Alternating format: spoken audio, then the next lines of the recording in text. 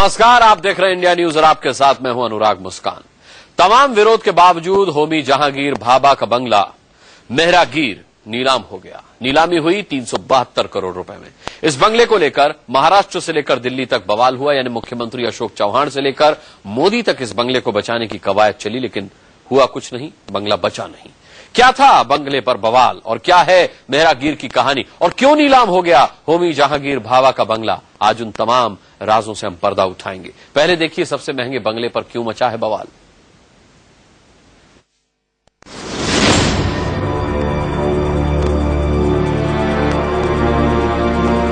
हिंदुस्तान के सबसे महंगे बंगले पर सबसे बड़ा बवाल।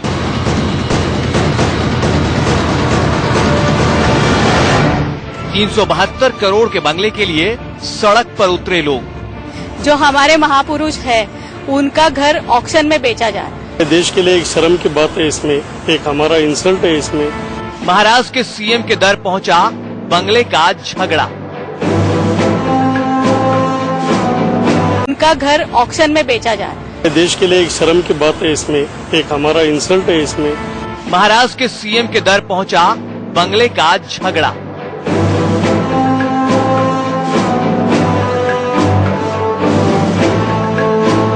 अब पीएम के दफ्तर पर होगी वीआईपी बंगले पर पंचायत। गवर्नमेंट से हम लोगों ने, हमारे चीफ मिनिस्टर ने खुद पहले ही लेटर लिखा हुआ है मोदी सरकार को। 372 करोड़ के बंगले पर मचे बिग बवाल की ये कहानी मुंबई की है। मुंबई के बेहद पॉश इलाके में बने इस बंगले को लेकर मुंबई से दिल्ली तक हड़कंप मचा हुआ है। कभी इस बंगले में देश के मशहूर परमाणु वैज्ञानिक डॉक्टर होमी जहांगीर भाभा रहा करते थे, लेकिन अब इसी बंगले को लेकर सबसे बड़ा झगड़ा शुरू हो गया है। सर भाभा का जो अनमोल काम है, उन्होंने पूरा अपना जीवन इसके ऊपर लगा दिया था और आज भाभा के बंगले का ऑक्शन हुआ। चेयरमैन एनसीपीए ने बोला कि उनका वो राइट है, वो टोटली प्रॉपर्टी उनको दी गई है, उससे हमें कोई शिकायत है ही नहीं। हम चाहते थे कि वो खुद इनिशिएटिव ले और उसको मॉन्यूमेंट बिल्डिंग बनाए। मुंबई के बेहद पॉश मालाबार हिल्स इलाके में बने इस बंगले की बुधवार को नीलामी हो गई। नीलामी के दौरान मेहरानगीर नाम का ये बंगला 372 करोड़ में बिक गया। मेहरानगीर को बचाने के लिए बड़े बड़े नाम सामने आए। भारत रत्न और देश के मशहूर वैज्ञानिक प्रोफेसर CNR राव ने प्रधानमंत्री नरेंद्र मोदी को चिट्ठी तक लिखी, लेकिन मेहरानगीर को बिकने से रोका नहीं जा सका।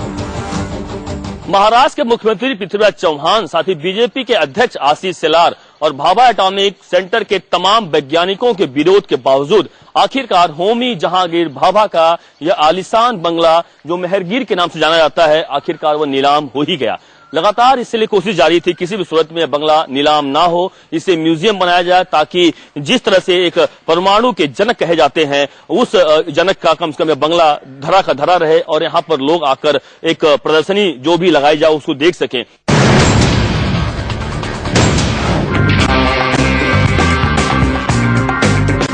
$372 करोड़ के इस बंगले की पूरी कहानी क्या है? महाराष्ट्र के मुख्यमंत्री से लेकर प्रधानमंत्री नरेंद्र मोदी के दफ्तर में इस बंगले का मामला क्यों पहुंचा, आगे पूरी कहानी बताएंगे। पहले जरा इस बंगले की तस्वीरें देख लीजिए।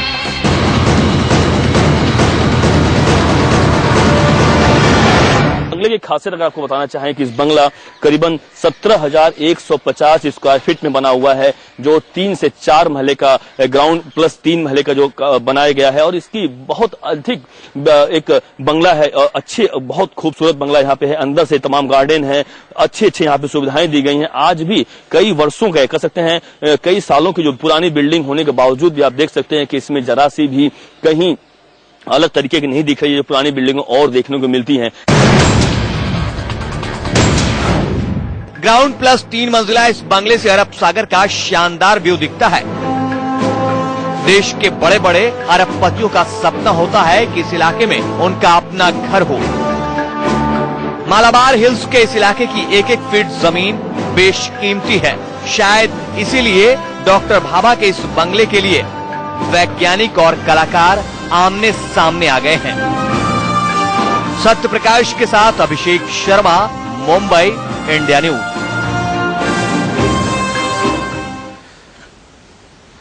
372 करोड़ के जिस बंगले पर इतना बवाल मचा है उसकी खासियत यही है कि वो होमी जहांगीर भाभा का बंगला है। उस होमी जहांगीर भाभा का बंगला जिन्होंने कुछ वैज्ञानिकों के साथ मिलकर 1944 में नाभिकीय ऊर्जा पर रिसर्च शुरू की, वो भी तब जब नाभिकीय ऊर्जा के बारे में दुनिया को न के बराबर जानकारी थी। और ये बंगला उस महान वैज्ञानिक की निशानी है जिसमें रहकर उन्होंने देश और दुनिया को बहुत कुछ दिया।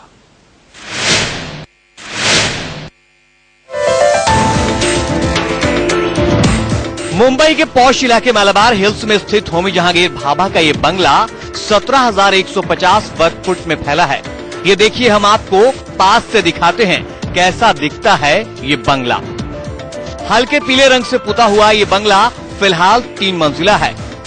बंगले में लकड़ियों में कांच के ग्लास लगी हुई सफेद रंग की ऊंची ऊंची रोशनदान है।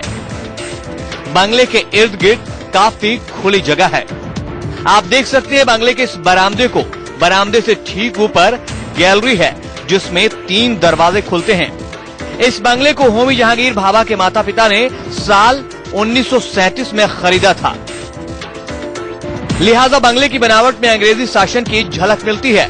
इस बंगले में गैराज और सर्वेंट क्वार्टर भी बने हुए हैं। बंगले के इर्द गिर्द काफी खुली जगह है जिसमें बड़े बड़े पेड़ लगे हुए हैं।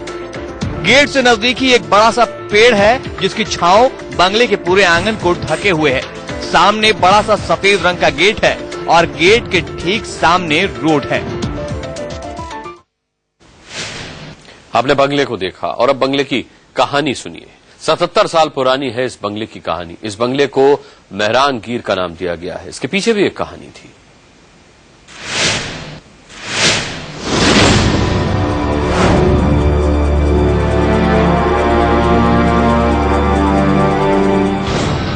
हिंदुस्तान के सबसे महंगे बंगले मेहरानगीर को लेकर लंबी लड़ाई चल रही है।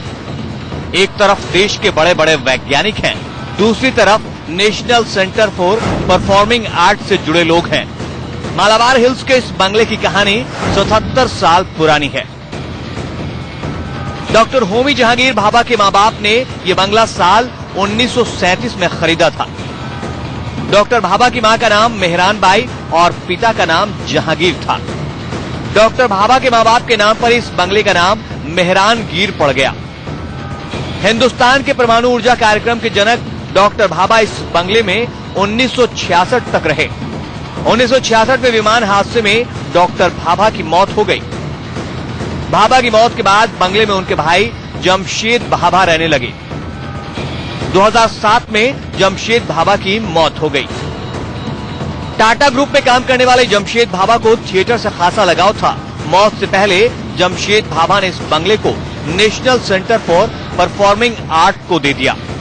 बिल्डिंग बनाए, मोन्यूमेंट बनाए, ताकि जो नई जनरेशन आ रही है, वहाँ पे हैंगिंग गार्डन है बाजू में ही, वहाँ से जो लोग आते हैं वो जाते जाते अगर ये मोन्यूमेंट पे भी जाएंगे तो जो नई पीढ़ी है वो इंस्पायर हो जाएगी।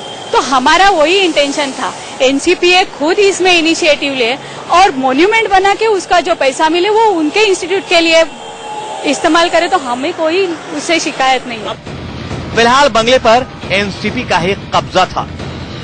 एनसीपीए ने अपने थिएटर के अपग्रेडेशन के लिए मेहरानगीर को बेचने का फैसला किया था।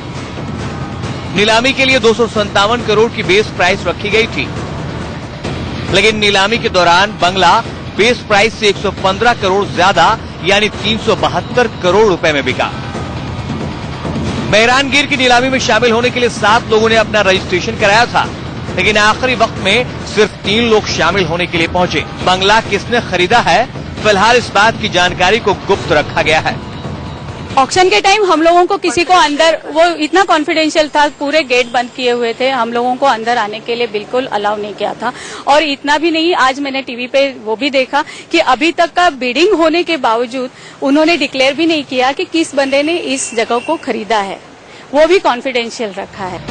मेहरानगीर की नीलामी को रोकने के लिए भाभा परमाणु अनुसंधान केंद्र के कुछ कर्मचारियों ने बॉम्बे हाईकोर्ट में याचिका भी दायर कर रखी है। बार्क से जुड़े लोगों की मांग है कि मेहरानगीर को परमाणु ऊर्जा म्यूजियम में तब्दील कर दिया जाए। मेहरानगीर की नीलामी रुकवाने के लिए कुछ लोग महाराष्ट्र के मुख्यमंत्री पृथ्वीराज चौहान से भी मिले, लेकिन सीएम ने यह कहकर पल्ला झाड़ लिया कि हमने प्रधानमंत्री नरेंद्र मोदी को इस मुद्दे पर चिट्ठी लिखी है। अब जो भी फैसला होगा पीएम के दफ्तर में ही होगा। बॉम्बे हाईकोर्ट में दायर याचिका पर अगली सुनवाई 23 जून को होनी है।